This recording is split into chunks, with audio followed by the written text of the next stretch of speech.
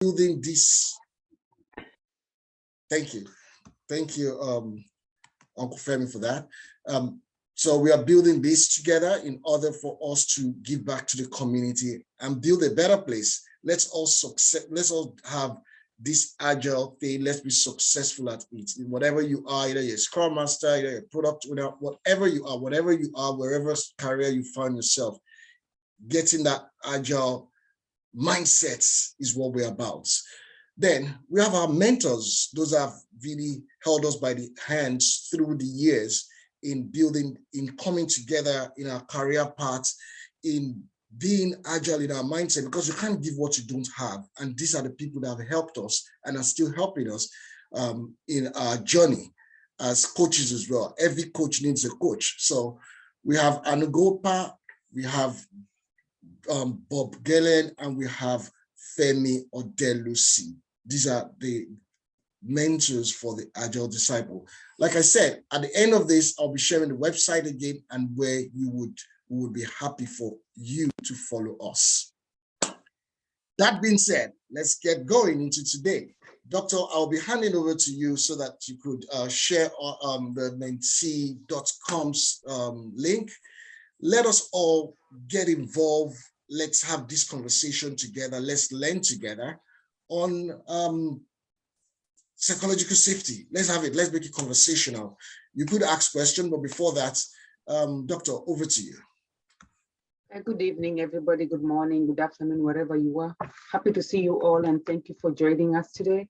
So what I'm sharing on my screen is our Mentimeter presentation. Just go to your phone or your laptop and just enter the code. And we just want to know, what are you hoping to learn from this session? So just go in there and just put in the information, what you're expecting to learn, and then we can discuss that. So we go to mentee.com on our phone. And when you get to mentee.com, you can type the number 5661. Doctor, you made it, you expanded it, so we can't really see the number. 5661 7400. Let me make it smaller.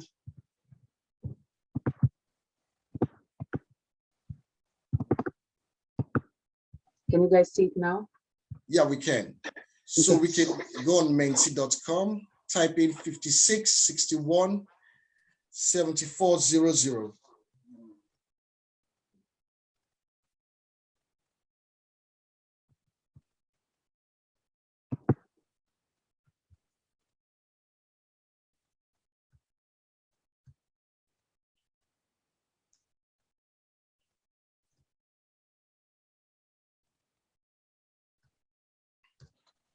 So when you get there, you could answer the question and just submit. Could you please give me that code, please? 56. 56617400. Thank you. You're welcome.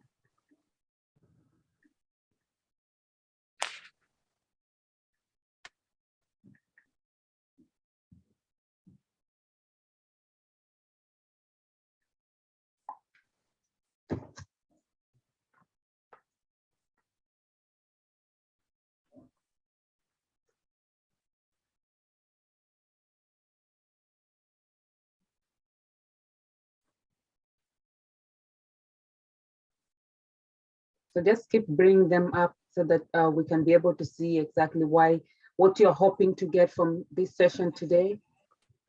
And at the end of it, we'll compare and see if you were able to really get out of this session what you're expecting.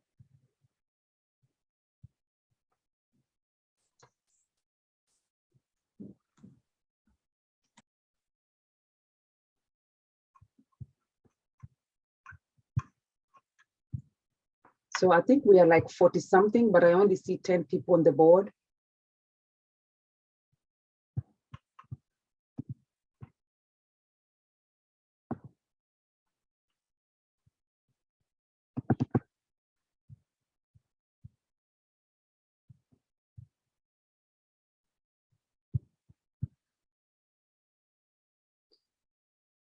Okay, so we can go to our next question. Let me minimize this. Is somebody else needing more time? Yeah, I think we should give 1 more minute, Doctor. Okay, all right. We have just 12 people in. Get to menti.com, www.menti.com, and enter the code 56617400. Then you can just answer the simple questions there, which we've seen a lot already. Someone wants to learn knowledge, competence, approach to enable safe, creating a safe space, safe environments. What you have in store. I love that. You have a lot in store today, trust me. Transparency. Yeah. Somebody said better Scrum Master, building trust. Yes. I love the team safety. Yeah. Looks like most people want that because it's so bold there. Yeah, you can get the code one more time. 7400. And it's right here on the screen as well. I just circled the code on the screen. 56617400. We have 16 now. Yeah.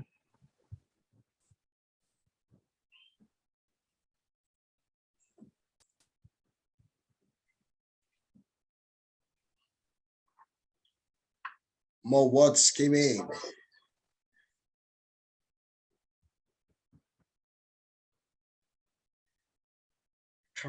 There's character limitation on mentee. I'm not sure I understand what that means. Because some of them, when they type like this, creating a safe space for. Okay, you can't complete it. Yes. Okay, I always just try to give 1 or 2 words. Yeah. Or 3 words maximum. Yeah, I got you. Process improvements. Beautiful. Process improvement. We're going to be looking at that within the teams and the organization. And one of the ways to get more, to be a better agilist is to improve process within your team and your organization as well.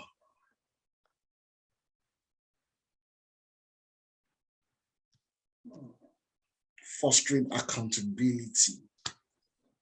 Nice. Doctor, I see a lot of lovely things on the screen. Yes, I do too. I hope Adam is really ready for us. They're hungry.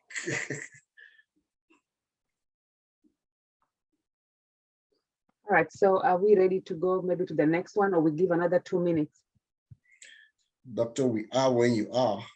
Okay, I am. This is just obvious. People are hungry. They want to learn so much. So, So let's go to the next one. The next one talks about, in one word, what does psychological safety mean to you? Just one word.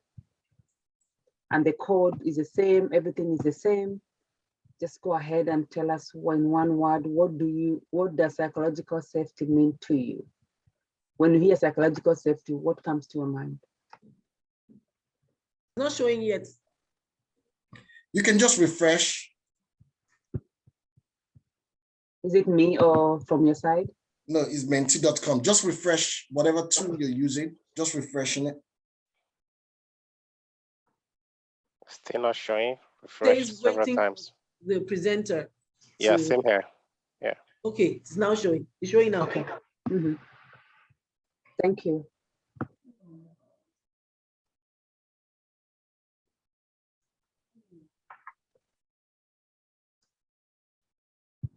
Wow, courage is so big.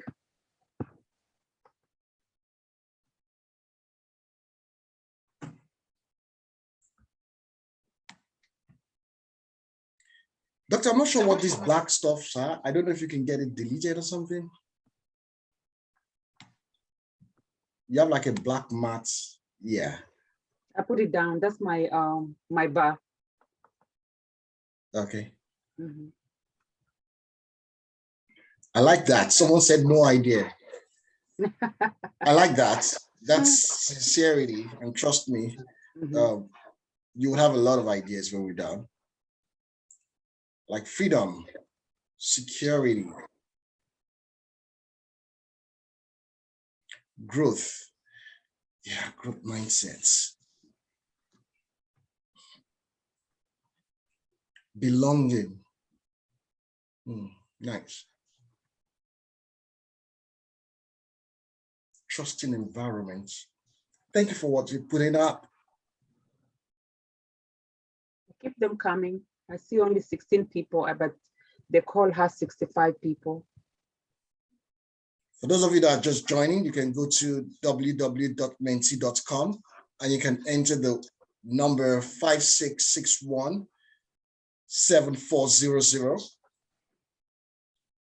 www.menti.com, then enter the code 5661-7400. Just to answer this question we have on the screen.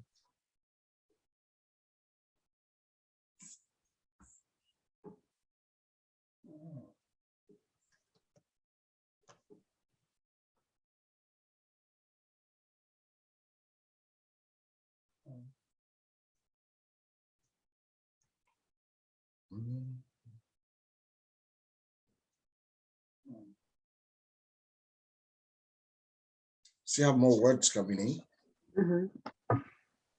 Transparency, security.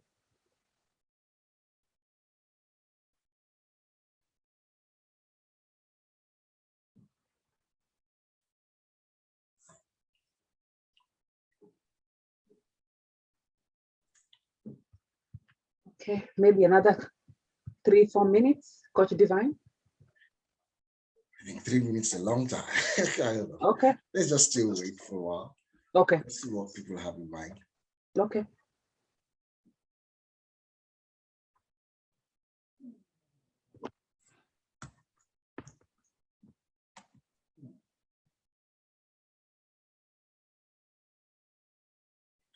We have not started. Some questions are coming in already. How do you deal with teams that has been psychologically unsafe for a long time? We'll keep this. Then we'll have that. Kay, please, in case we miss this out, which we would not, you bring it up again. But yeah, I love the question. That's a good question. I just saw that in the chat though. But we're seeing on the screen what psychological safety means to different people. Yeah. Courage to speak up.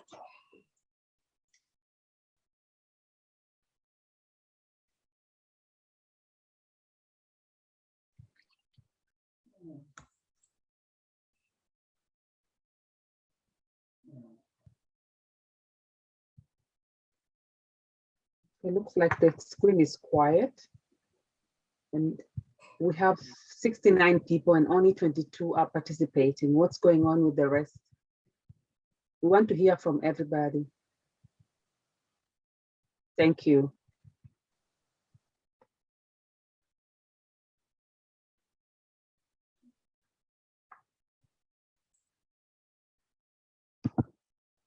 Margaret, you raised your hand.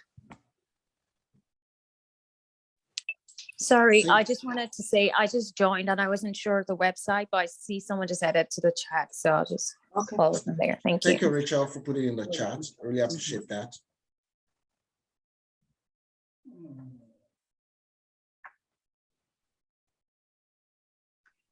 Okay, that's good. All right. I like the fact that you're transparent, you just want to observe. Fantastic. All right. So thank you guys so much. We're going to put this on the side and just dive into our topic of the day. So I'll pass it over to Coach Adam. Thank you.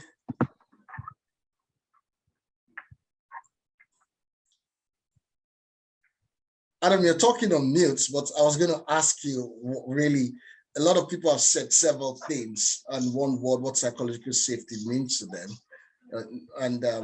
Just as you share your screen, what comes to your mind when we talk about psychological safety? What is psychological safety? These are the authority, Adam and Dr. Frank.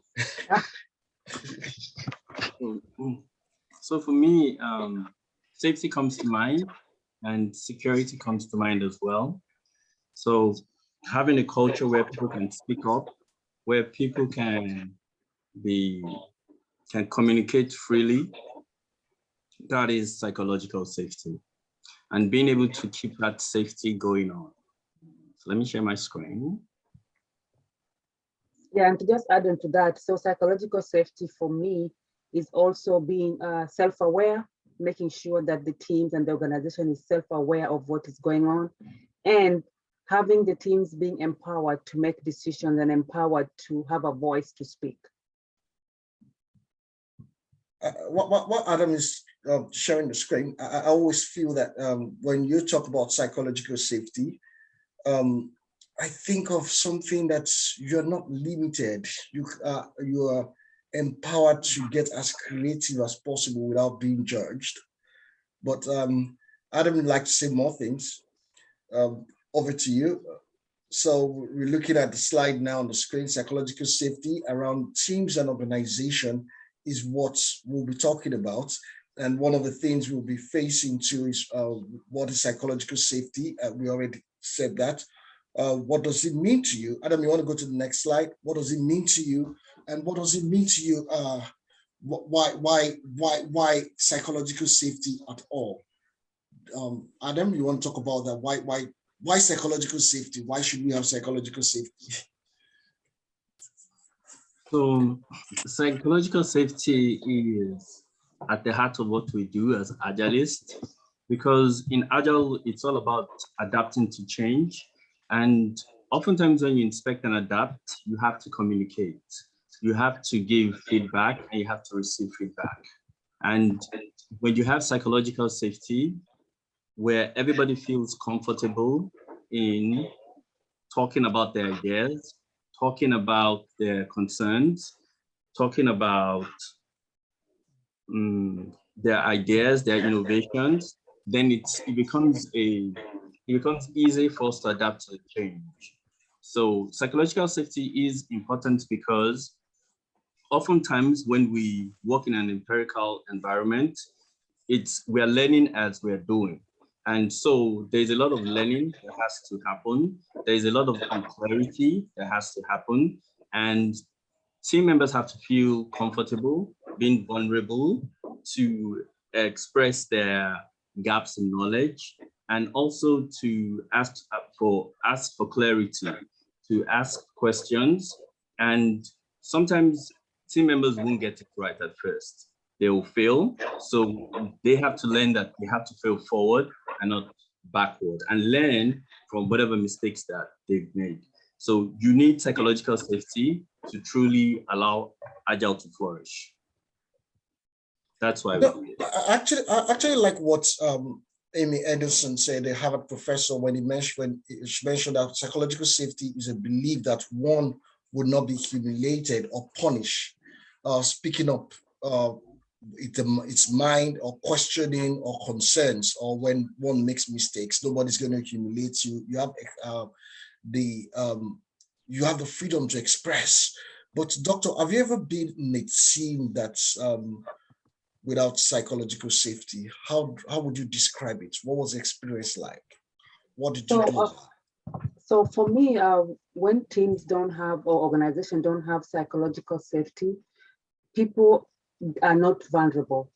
The employees are not open to offering any solutions to any problem. They don't admit errors. So when you do something wrong or something has gone wrong, a bug did not go, a bug was created in the system and it needs to be corrected. And so if we don't have that psychological safety, the developers won't speak about it. They cannot speak up about it.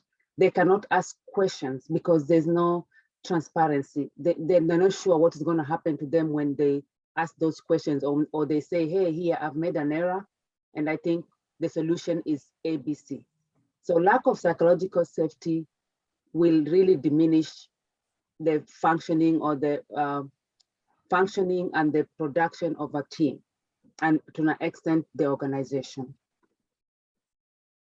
Coach, will you mind to move the slide briefly? Because I was going to ask you if you have been in a team without psychological safety as well. How was it like for you? So I have been in several teams that they didn't have psychological safety. And oftentimes it's the emotions that the team members show. You see that they withdraw within themselves. They're afraid of the individual who makes them secure. And one of the things that I've done is in those instances, is to make psychological safety a priority. And when facilitating, to ensure that everybody speaks up so that I can change that behavior. And also establish it as a norm. So it goes into part of their team agreement that everybody has to speak up and everybody has to have good communication. And that has helped. When we're talking off the camera earlier, you said something about the Google research. You want to throw light into it? You didn't mention it at all. Yes, so 2012, Google and Microsoft, they did a research to find out about what makes teams high performing. And initially they felt that it had to do with the team members' expertise, how long they stayed in the team, and the size of the team. And they put in some other factors as well. But they were surprised to find out that none of those things really mattered. One of the things that they found out that really matters is psychological safety.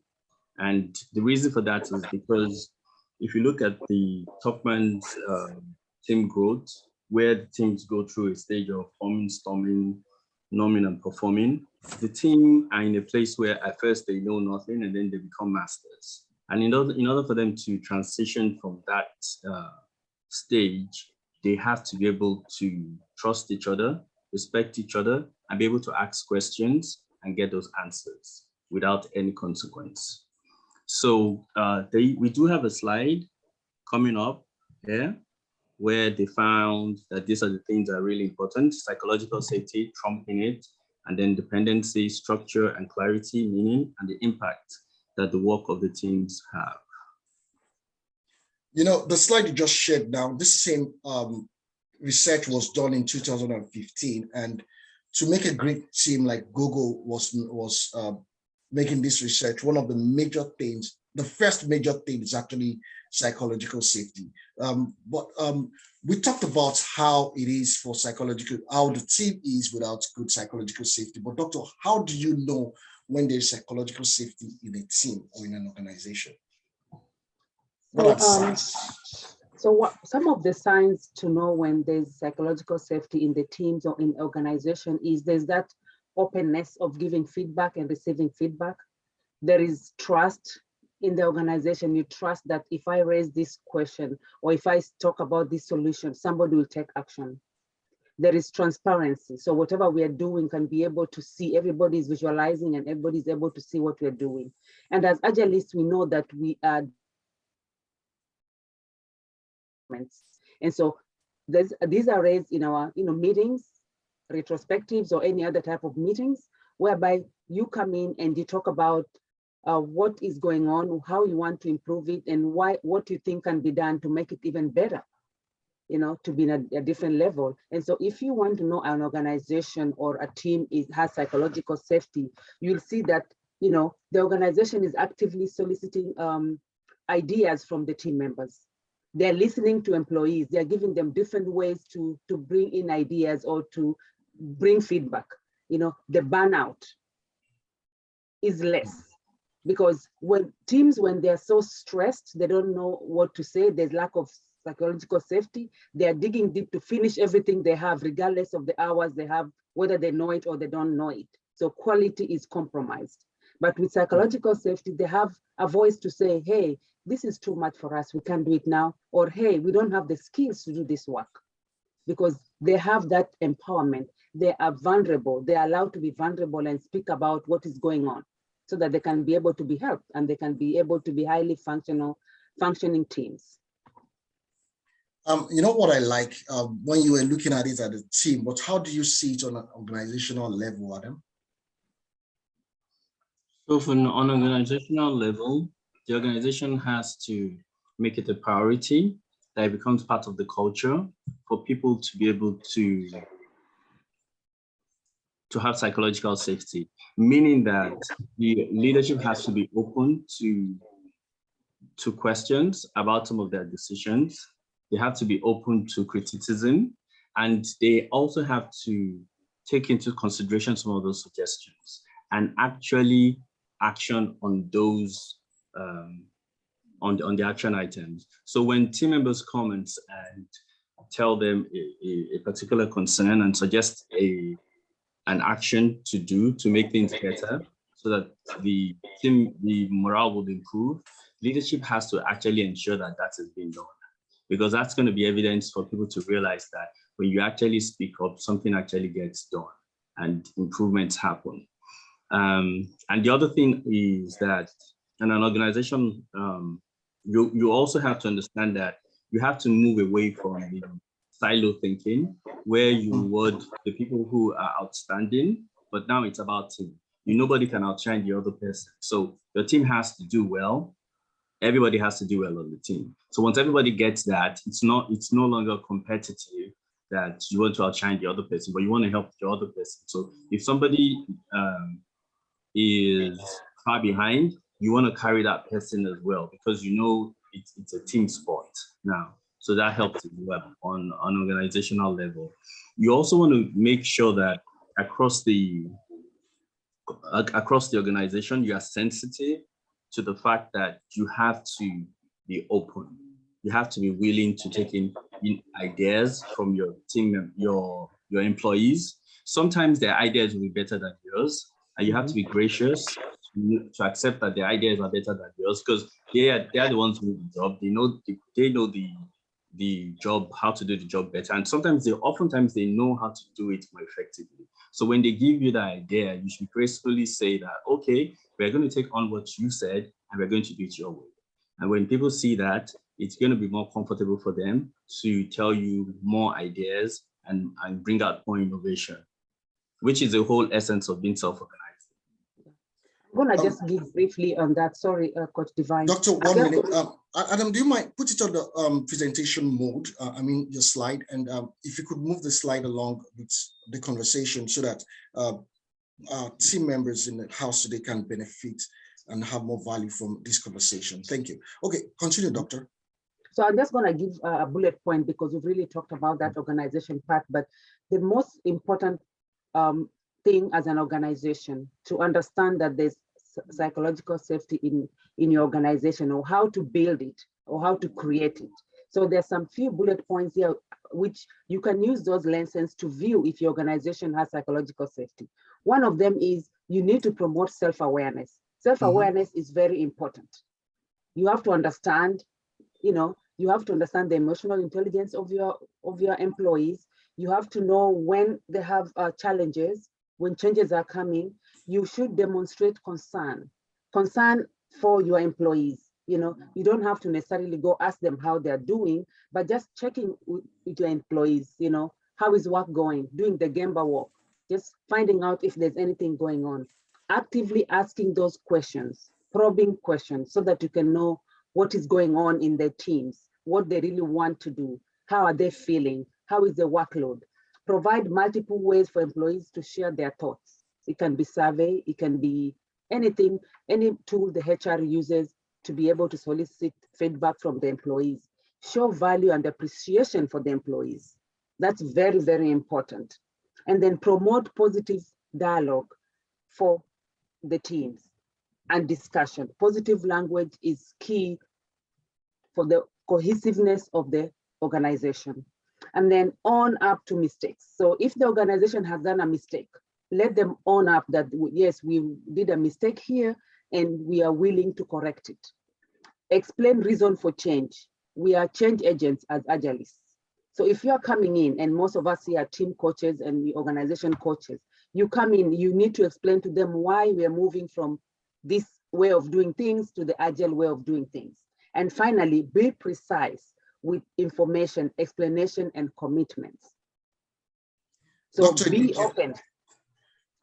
I love what you said, but one thing I feel I could add to that is either as a Scrum Master, managerial level, whatever level you are, and you have a team, I think it's always good when we measure psychological safety as well. As in, how do you measure it? Okay, I'll tell you this. Years ago, I was working in an organization where there was no psychological safety at all. When I say no psychological safety, I mean no psychological safety in the sense that you can ask questions. Those are some of the signs that you know that you are not working in the organization. You can ask questions, and if you ask questions, somebody will tell you, "Hey, those questions you're asking is too high for you," and nobody can speak out. You can speak up. And another thing is, you can't even say you want to go on vacation. You're afraid that before you come back, maybe somebody's going to take your role or something. And like, how do you want to separate your life from the work you're doing? It's like, it was crazy. Those kind of a place in my heart, I'm like, oh my God. And it's so difficult to resign. Because if you walk back in the maybe in the African countries, you know what it is to get a job and all that. Until when I started, I found out how competent I am and all. Somebody told me, one of my coaches in my organization, she said, "You know what, Divine? I've been here for 2 years and I've been speaking my mind. Nobody can fire me." When she said that, this now came to my heart. You know what it is? The only job security is competence. When you speak your mind, you do that and you're competent, you would think twice before you fire me. Because if you fire me, I got another job. But doctor, another thing I was now thinking again is when I mention measure it, you have to be honest in your measurement. How do you do it? You could have survey. So I do something while I was a Scrum Master. I do this, it is a 3C where you have different people post where the impediment is coming from. And you know what? I feel it takes courage to speak truth to power. And one of our Scrum values is courage. You should be able to be courageous, whatever you are, wherever you speak, just speak the truth to power and just get your own. Let's just have the group mindsets. Adam, you might want to add to what I've just said before we have millions of questions already from those listening to us. Adam, you want to add to it? So I echo everything that you said. I think, when you have an organization that people can actually speak their mind, and more importantly, that the leadership is also receptive to listening to them and not actually doing any negative action, that speaks to psychological safety a lot. I would say that, appreciation for the employee as well from leadership, that goes a long way. Not everybody it won't go down with everybody. So I'd say, everything that you said is correct. And I think also it's also the fact that it's also the impact of the psychological safety. So the fact that we're speaking our minds, we've seen it in many places in the world, not just in organizations. People speak their mind every day, but that doesn't mean that things change, right? But the fact that when people speak their mind, the organization, the leadership of the organization is able to recognize those as challenges, and they're actually able to do actions that correct the challenges. That is the true litmus test for psychological safety, because then everybody knows that we're not just talking for the sake of talking, but we are talking because we are getting change and we're improving. So I would say, like working software, working psychological safety, bringing change and impact, that's the true measure of psychological safety progress.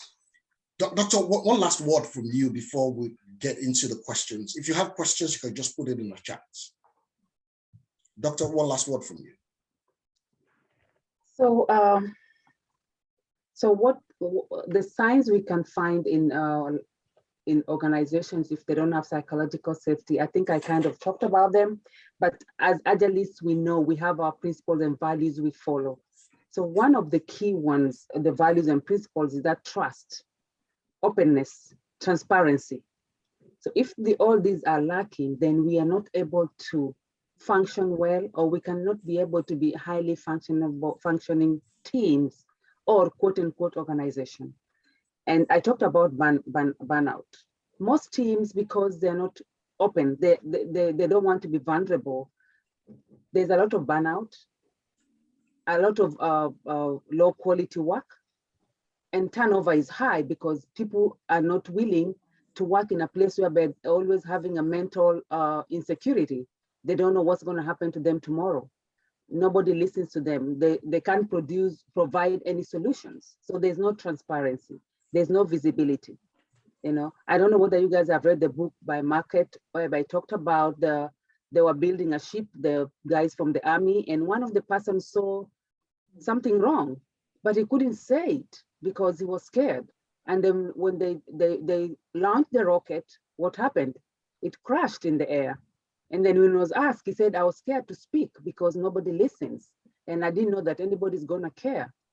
So those are the things which will affect an organization if there's no psychological safety. Thank you, Adam. Thank you, Doctor. I really appreciate you guys, and the entire Agile Disciples US says, well done. You might we deep dive into questions from the team now in the house. Kay asks, how do you deal with teams that has been psychologically unsafe for a long time? Now, we could have some of our coaches to get involved in this conversation. You can just unmute if you want to chime in as we're answering the question. Not just Adam and Doctor, every other person, you could just chime in. If someone wants to respond to that, please.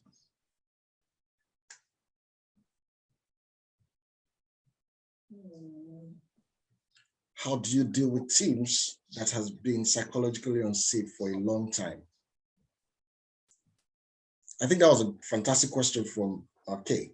Anyone in the house? I'm gonna take. Go ahead. I'm going to take a stab at it. So one thing first is you could have a session with them. You should have a session explaining what psychological safety is, the kind of rights that psychological safety gives you, what you can do when you have psychological safety. You can ask questions, you can express yourself easily, you don't have to feel intimidated, you don't have to shut down, you can speak up, express all of this, and also express the fact that the opposite of it. Oftentimes, opposite of psychological safety is professionalism. Everybody just wants to be professional, you want to be professionally correct, and you don't say the things you feel that maybe you're scared of.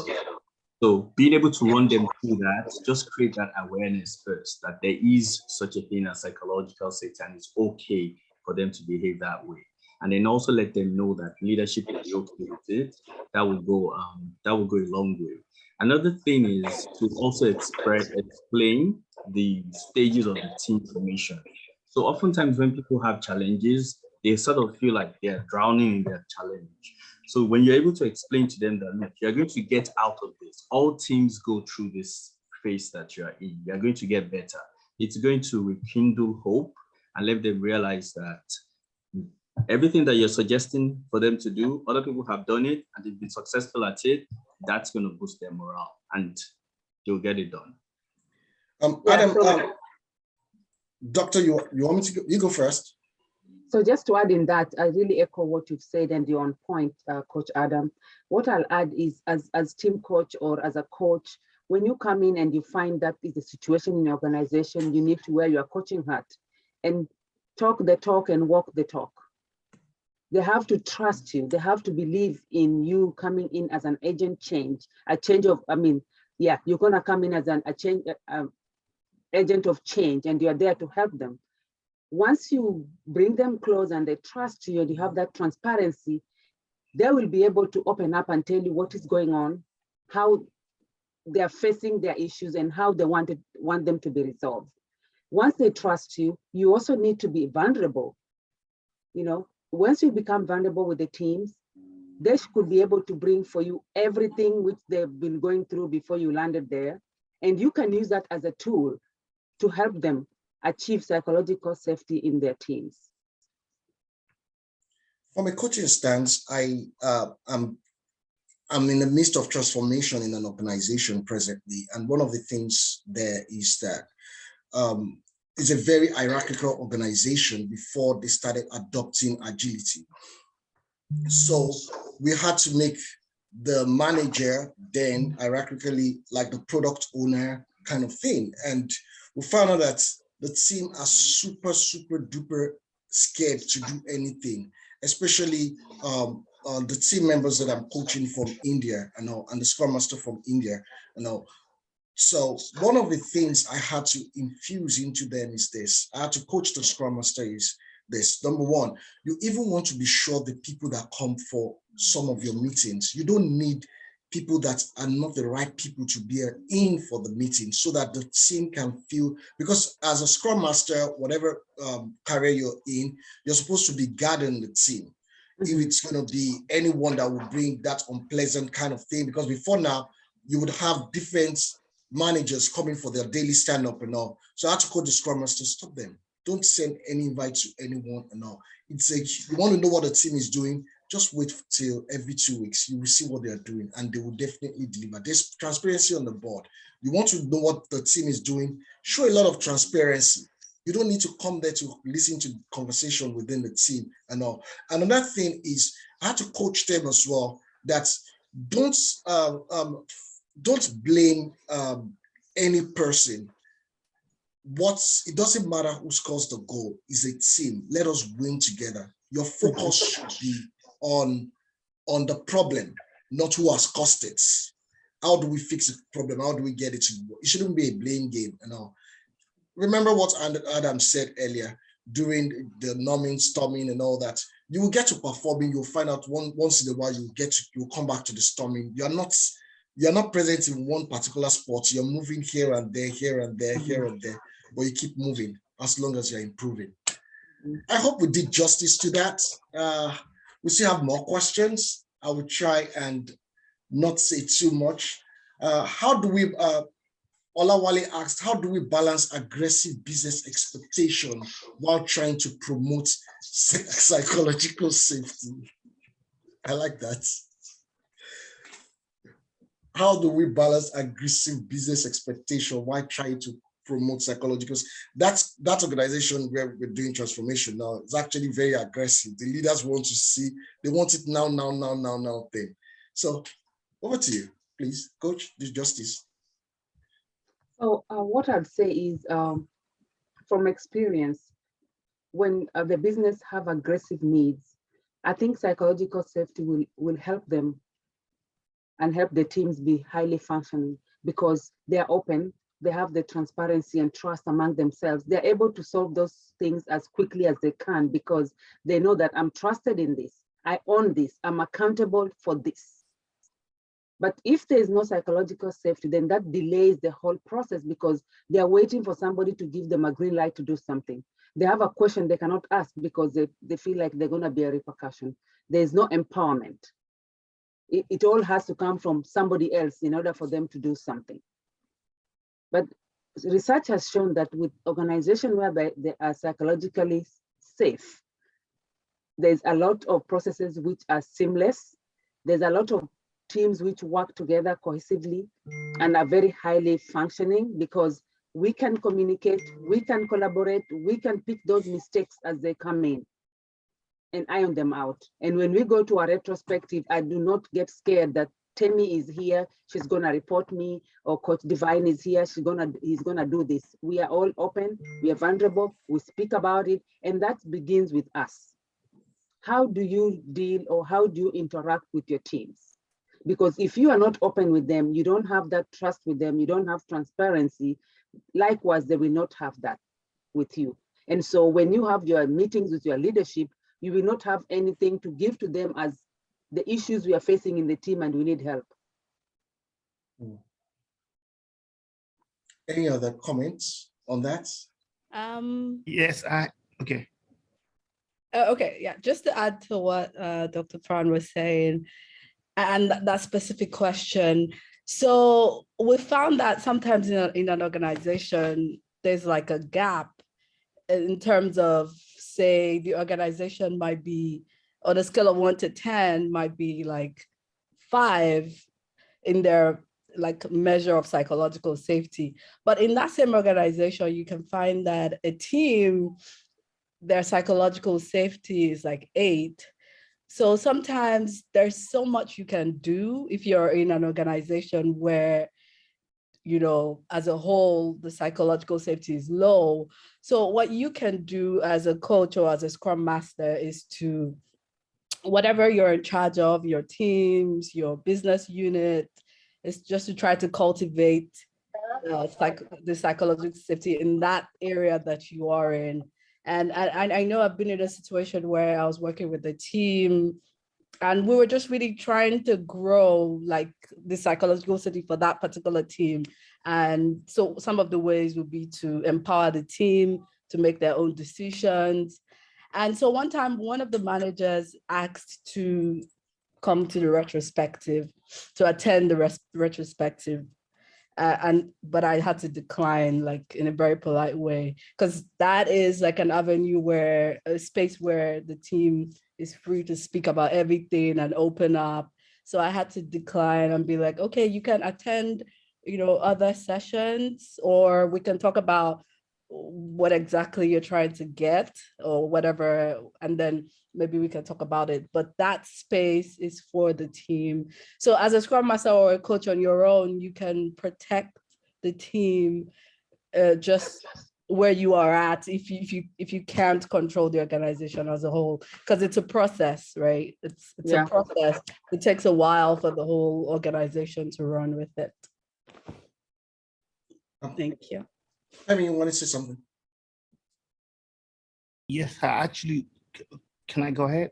Go ahead. Yeah. All right. Yes, ma'am.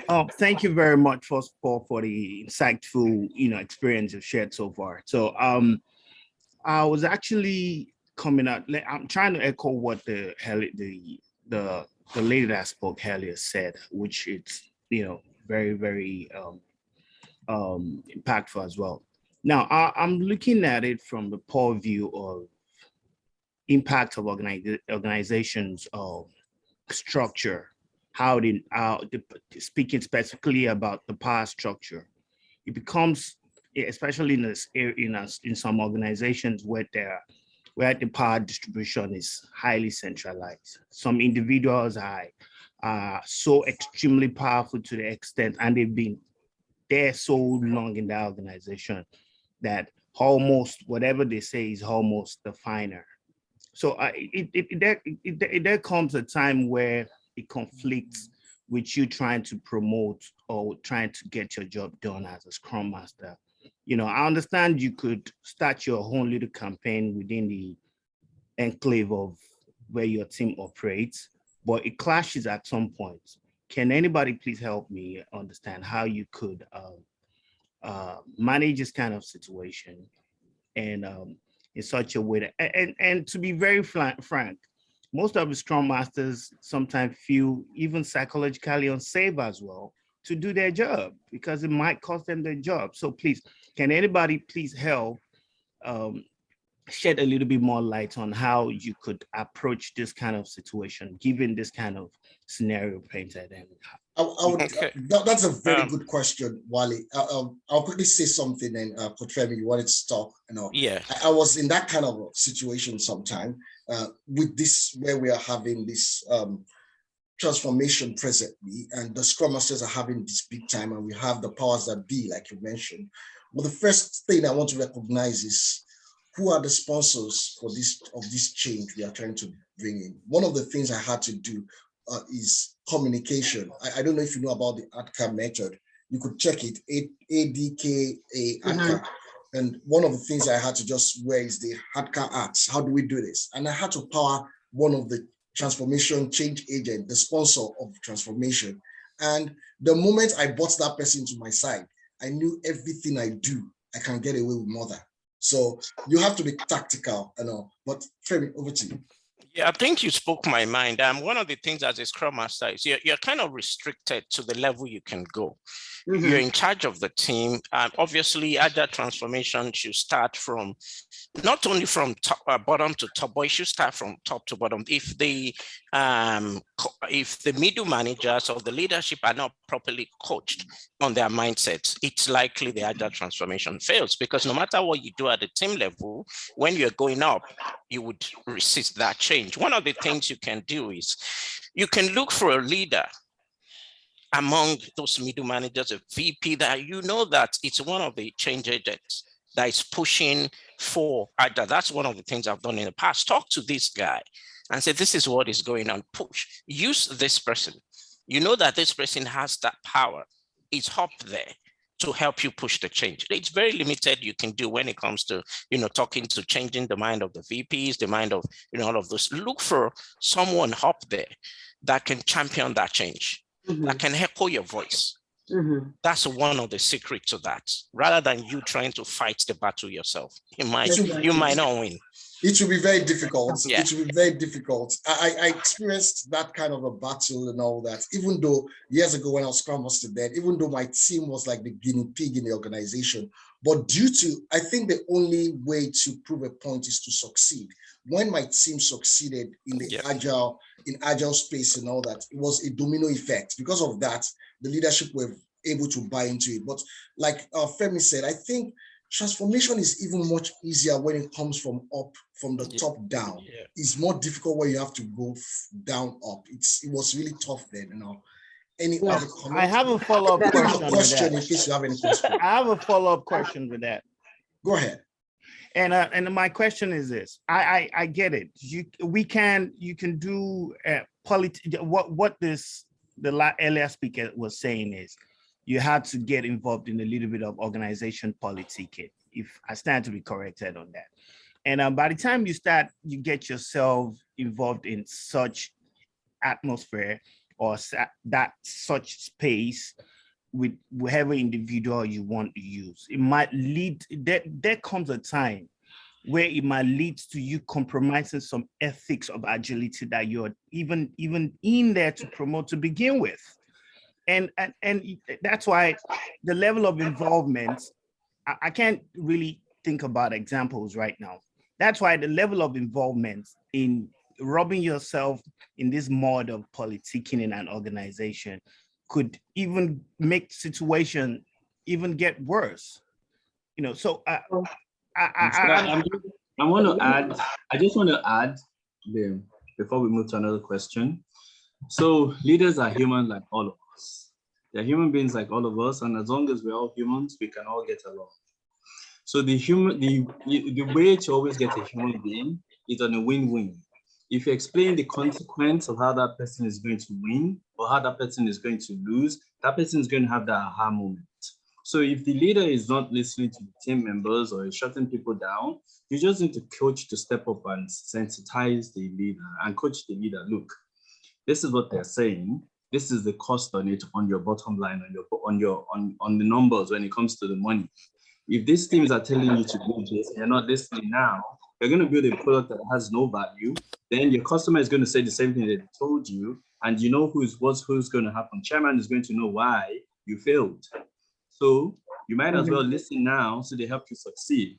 It's that simple. It's a win-win for him. He's going to listen if you put it to that. So key point here is honesty from the coach. The coach has to be honest and be realistic and put it as it is. No BS, just say it for what it is, and he wake up. He's a human being. He has emotions. Blood is running through him. Let me add something. Wait, doctor, 1 moment. I love what Cleopatra said. She said, even though Adams, I think you did justice to it before Dr. Ad, he said, what if the person with the power is the one fighting the change? Go. Doctor, go ahead. So I'm going to add just everything you guys have said makes a lot of sense. But I remember in my Agile training early years, we were told about having allies, having buy-in. So you don't have to go to the VP. Some of these product owners you're working with here have a lot of ears up there. So you start with them, talk to them about what you're planning to do. Talk to them the change you're trying to bring. Numbers don't lie. Show data. How whatever you're gonna bring in is gonna be able to help the organization. You have to show that your team is producing, and that is why you are trying to get this thing to work.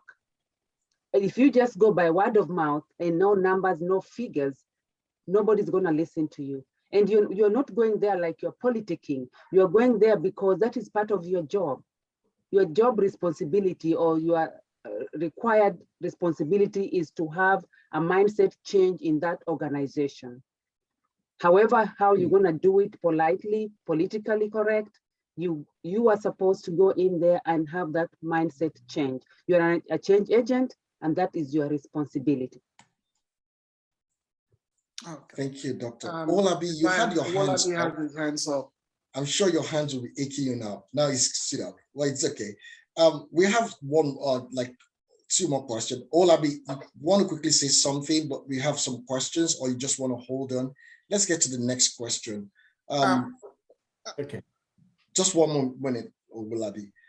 Somebody said, Florence asks, how do you ensure psychological safety in a team where 2 or more members have had conflicts and there's still tension?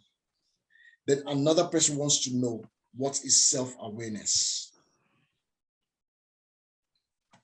So when you are trying to have to instill psychological safety and there are 2 people who are in conflict, as a team coach, you're supposed to coach those 2 people first and foremost to be able to try and resolve that conflict. That is one thing. Conflict resolution or conflict solving is one of the key responsibilities of a Scrum Master or a coach. Having said that, when you have a team where people don't agree, you may not focus on those people who don't agree. You need to focus on the team and try to bring that psychological safety in the team. And it will trickle down to the 2 people who are not agreeing on stuff.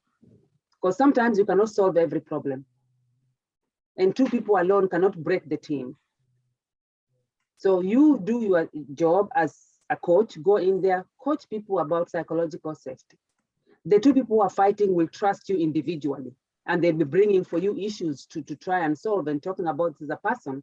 So you as a coach, team coach, you need to talk to them and try and bring them together and be able to solve that issue. And then on self-awareness, I'm just gonna go to Google here and just read what self-awareness is all about. Self-awareness is the ability to focus on yourself and how your action, thoughts, or emotions do or do not align with your internal standards. Thank you. So, is it possible to bring Doctor back to the last question that she answered? Or I also throw it open to the other coaches.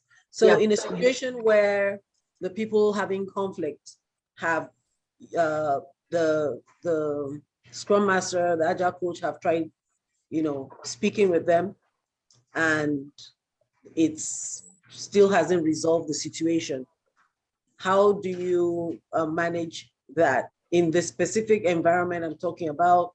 It has then been escalated to human resources to sort of deal with them, because in their areas of specialization, they are both good.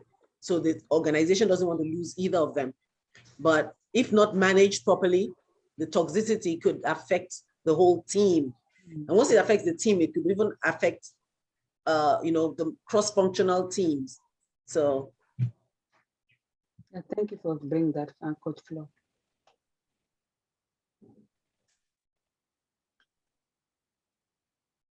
Someone say something about it? Does anyone have something to contribute to that?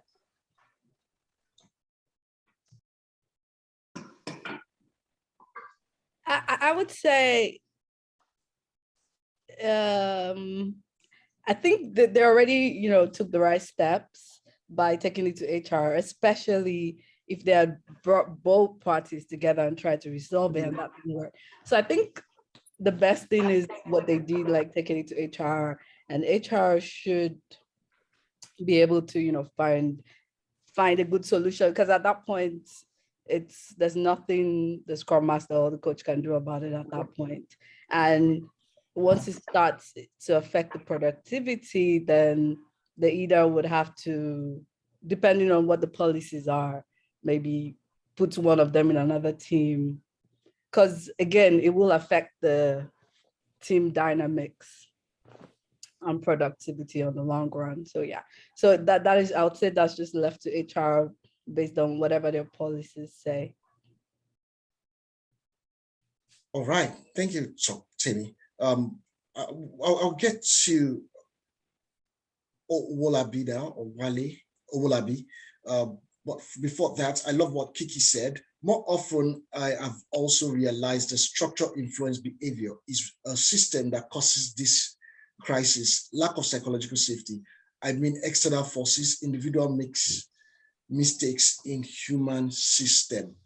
Great one. Owolabi, over to you.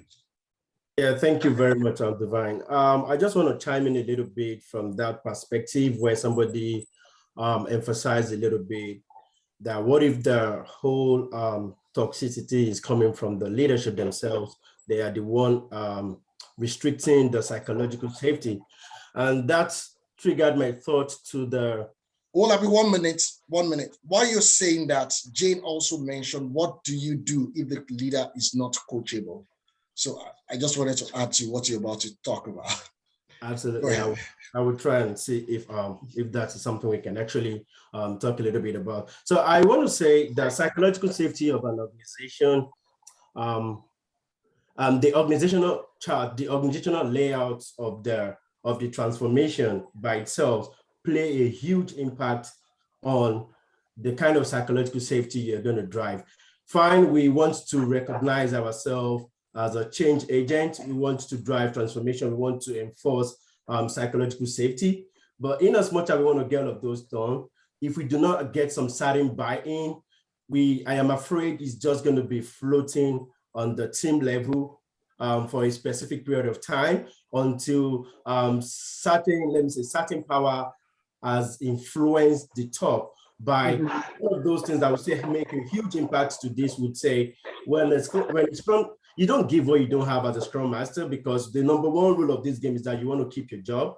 And if perhaps you're the person that is driving the all of these toxicity is your manager, and how would you sit him down knowing that your job is at the detriment of whatever action or whatever steps you're about to take? So I think is one of those things we suffer presently is we reporting the Scrum Master, as I say, Scrum Master Agile coach reporting to an engineering manager rather than having an enterprise Agile coach that could champion the whole of this cause from the top, while you only drive the little part from the team perspective. That would actually make a huge impact. Other than that, you wouldn't be able to give what you don't have because you have to still keep your job.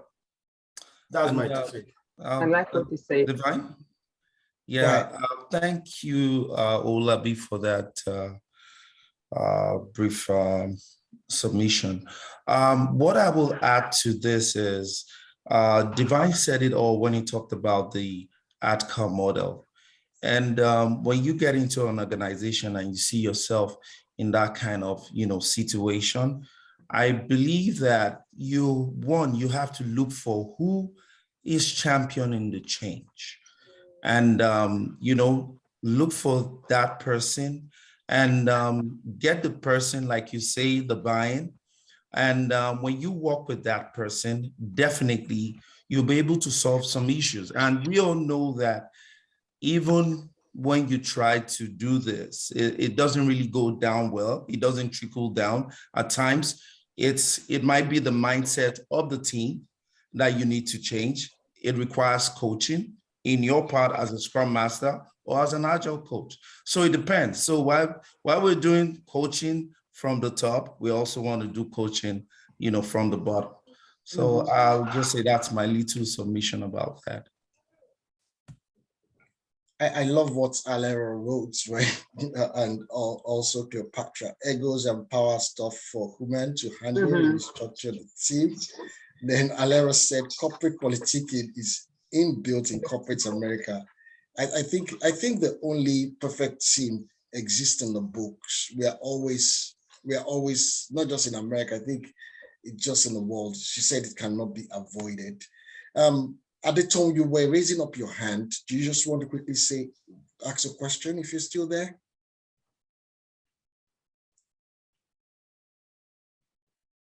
I'm here. Go ahead, ask a question, please.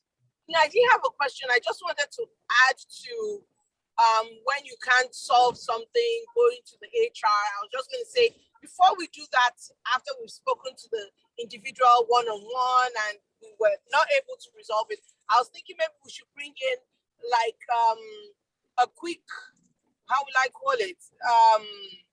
A book, like Who Moved My Cheese? It seems to work, you know, because sometimes your team member might think, oh, without that particular person, you can't move ahead, or they try to slow you down. And if you could bring something where everybody can talk and read and talk about together before you move on into getting to HR, maybe trying to bring in a book that effective people could help that person. That's all I wanted to say. Yeah, I love that. And sometimes when you take it to a higher level, they'll always come back to you and ask you, what have you done? What steps have you taken to resolve this? Exactly. So for them to read that book, Who Moved My Cheese, or something to just everybody come together as a team, discuss it, and maybe to now bring turn on the light in that person's head and say, okay, I think I need to be a team player here. We need to move this project along and So I'm going to add to that. Just 30 seconds. Okay, so since we brought it to the HR should close it, right?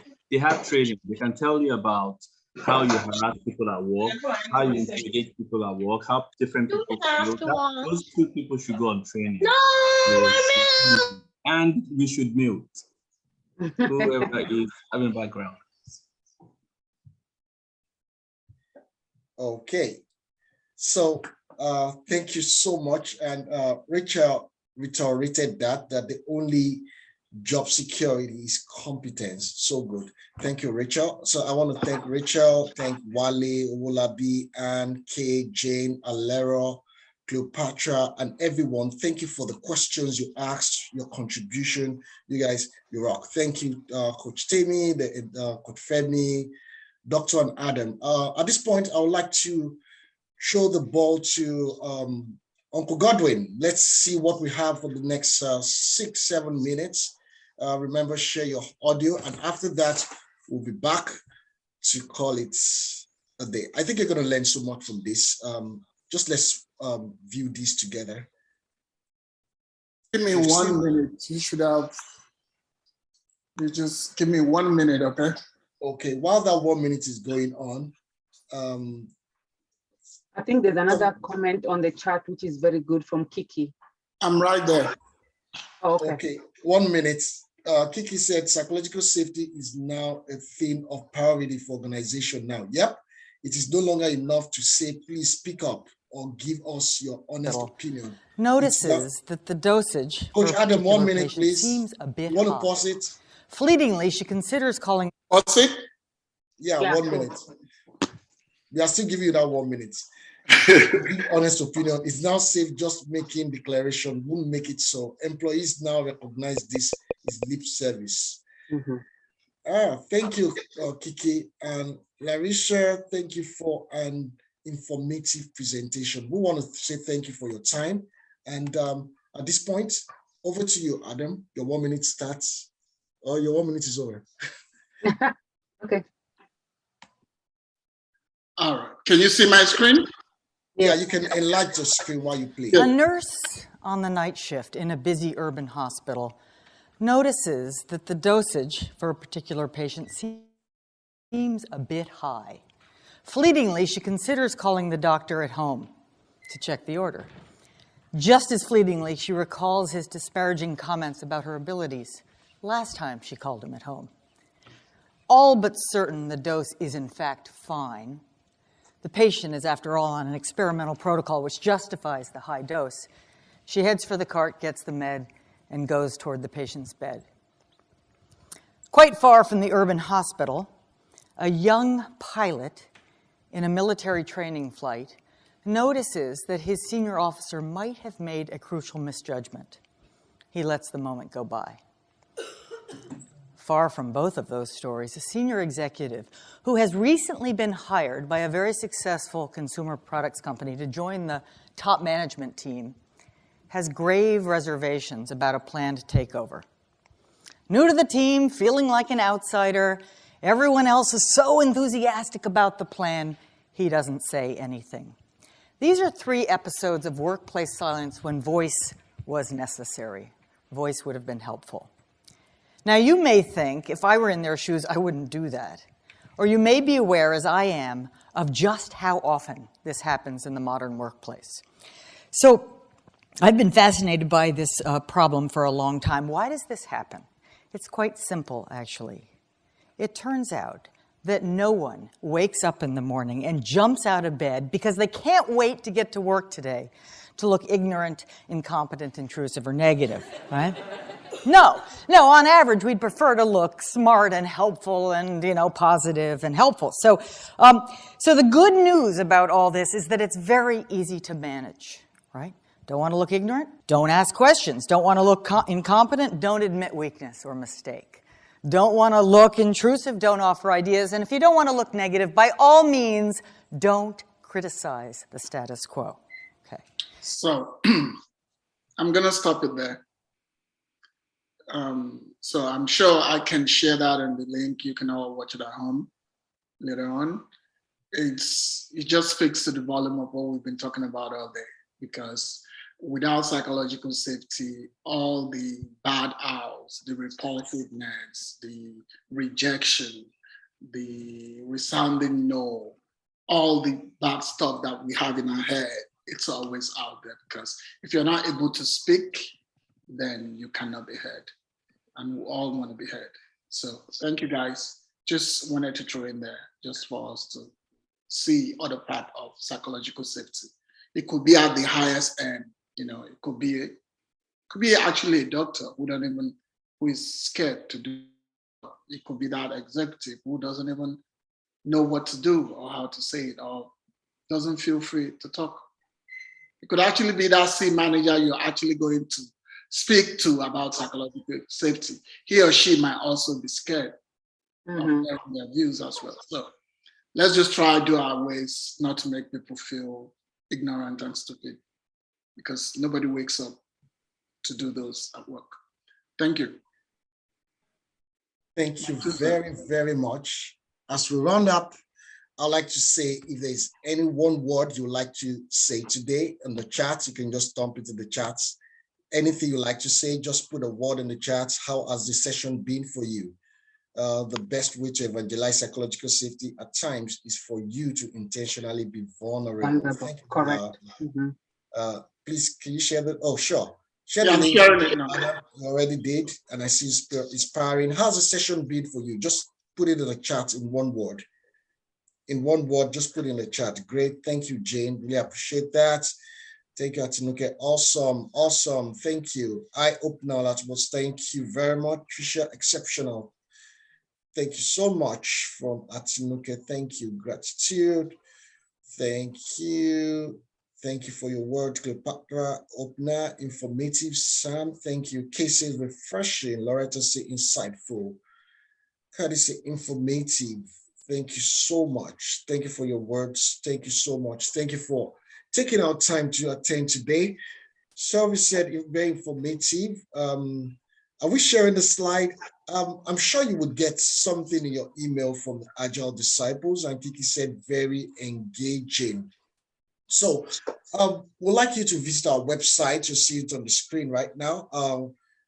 Ivy said, powerful session, much appreciated. We should say thank you to you for taking time to be here today. So you're seeing a website on your screen right now. You can please just visit our website. Am I sharing my screen? Can you see my screen? Yes. Okay. You can please visit the website, and also our social media. You can follow us on social media. Follow us Agile Disciple USA. You can follow on every platform of social media as you're seeing on your screen. And on the 26th of March, we're going to be having a great conversation. And the conversation will be Kill the Imposter Syndrome. And we're going to be having Chichi, Anthony, and Femi. I've listened to 3 of them. I've had the opportunity to attend different sessions with 3 of them. And these are very great, insightful guys. And I would not want to miss it if I was in your shoes. I'm not saying this because I want you to attend, but because I know that they have things for you to listen to. So how do you kill the imposter syndrome? Several things. Let's talk imposter syndrome on the 26th of March. So we'll be looking forward to hosting you once again. And I'd like to say thank you so much for today. It's been a pleasure having you. And I don't know if there's any word from any of the coaches before we sign out today. Anyone? Go ahead. From me, I just want to say to everybody, stay fearless. Yeah, and for me, I'll just say, I mean, psychological safety is everybody's business. So don't feel like you're pressed to be the one who is going to save this sinking ship. If it doesn't happen, it doesn't happen. Do not give yourself mental stress. Florence, seems you wanted to say something. Yeah. Well done to the team. It was a phenomenal session. I just want to encourage everyone to plan to be with us once a month. You don't want to miss it. So every single month, have it in mind that the last Saturday, you're going to spend it improving yourself, developing yourself, growing yourself as an agile professional. And we look forward to having you. And for me, I'd like to say thank you to you. Is there any coach that wants to say anything again? There's nothing more. Be yourself at all times. That's what I'll say. Great, Thank Anthony. you all for your Thank you. time. Thank you very much, everybody, for attending. I would like to say bye-bye. God bless you. Coaches, stay on. Bye. Agile Disciple coaches, please stay on.